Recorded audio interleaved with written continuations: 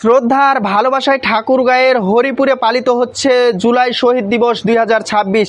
এরই উপলক্ষে আজ সকাল 11:30টায় হরিপুর উপজেলা প্রশাসনের উদ্যোগে এক আলোচনা সভা ও বিশেষ মোনাজাতের আয়োজন করা হয়েছে।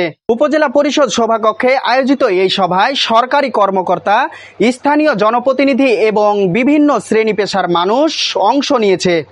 এই বিষয়ে বিস্তারিত জানাতে এই মুহূর্তে সরাসরি ঠাকুরগাঁয়ের হরিপুর উপজেলা পরিষদ সভাকক্ষ থেকে আমাদের সাথে যুক্ত হচ্ছেন প্রতিনিধি মোহাম্মদ মেহেদী হাসান ফরাদ। হরিপুরের এই আলোচনা সভায় এই মুহূর্তে কি ধরনের কর্মসূচি চলছে এবং উপস্থিতি বক্তারা আজকের এই দিনের তাৎপর্য নিয়ে কি বলছে বিস্তারিত জানাবেন আমাদের। ধন্যবাদ। আমি এই মুহূর্তে দাঁড়িয়ে রয়েছি ঠাকুরগাঁও জেলার হরিপুর উপজেলার সভাকক্ষে। আপনি যেমনটি বলেছিলেন, আজ 16 জুলাই দেশ জুড়ে অত্যন্ত বিনম্র শ্রদ্ধায় পালিত হচ্ছে জুলাই শহীদ দিবস 2026। এরই অংশ হিসাবে হরিপুর উপজেলা প্রশাসনের উদ্যোগে আজ সকাল 11:30টা থেকে একটি বিশেষ আলোচনা সভা ও মোনাজাত অনুষ্ঠান শুরু হয়েছে।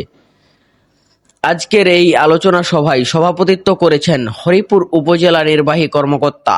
এছাড়াও উপস্থিত আছেন উপজেলার বিভিন্ন সরকারি দপ্তরের কর্মকর্তা, বীর মুক্তিযোদ্ধা, স্থানীয় গণ্যমান্য ব্যক্তিবর্গ এবং গণমাধ্যম কর্মীরা। এই আন্দোলনে আমাদের রংপুর বিভাগ উত্তরবঙ্গ একটা বিশেষ ভূমিকা পালন করেছিল। আপনারা জানবেন যে গত 2024 সালের 16 জুলাই আমাদের এখানে এই যে জুলাইয়ের প্রতীক হিসেবে যাকে আমরা মানি, শহীদ আবু সাইদ, উনি কিন্তু ওই দিনই মারা গেছিলেন পুলিশের গুলিতে। তো আমরা আবু সাইদ সহ যত শহীদ আছেন তাদের আত্মার শান্তি কামনা করি। এছাড়া যারা আহত আছে তাদের দ্রুত আরোগ্য লাভের জন্য আমরা সকলের কাছে দোয়া চাই।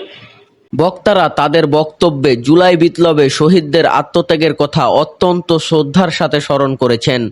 তারা বলেছেন, তরুণ প্রজন্মের এই আত্মত্যাগ দেশের ইতিহাসে এক নতুন অধ্যায়ের সূচনা করেছে এবং এই ত্যাগকে ধারণ করে একটি বৈষম্যহীন সমাজ গঠনে সবাইকে ঐক্যবদ্ধভাবে কাজ করতে হবে। আজকের এই সভার মূল লক্ষ্য হচ্ছে শহীদদের স্মৃতির প্রতি গভীর শ্রদ্ধা জানানো এবং তাদের আত্মার মাগফিরাত কামনা করা। সেটা বলতেই হয় যে আমাদের যে বৈষম্যহীন একটা দেশের প্রত্যয়ের জন্য যে আমাদের জুলাই সংগঠিত হয়েছিল, এই বৈষম্যহীন বাংলাদেশ যাতে আমরা গড়তে পারি, এই প্রত্যয় আমাদের মধ্যে যাতে জাগ্রত থাকে এবং আমাদের একটা স্বপ্নের বাংলাদেশ, স্বপ্নের লালিত স্বপ্নের বাংলাদেশ যাতে আমরা গঠন করতে পারি, এই আশা করতে একটি আলোচনা সভা শেষে কিছুক্ষণ পরেই এখানে একটি বিশেষ মোনাজাত ও দোয়ার আয়োজন করা হবে। সেখানে শহীদদের রুহের মাগফিরাত এবং দেশের শান্তি ও সমৃদ্ধি কামনা করে প্রার্থনা করা হবে। হরিপুর উপজেলা পরিষদের সভাকক্ষ থেকে জুলাই শহীদ দিবস পালনের সবশেষ এই ছিল আমার কাছে।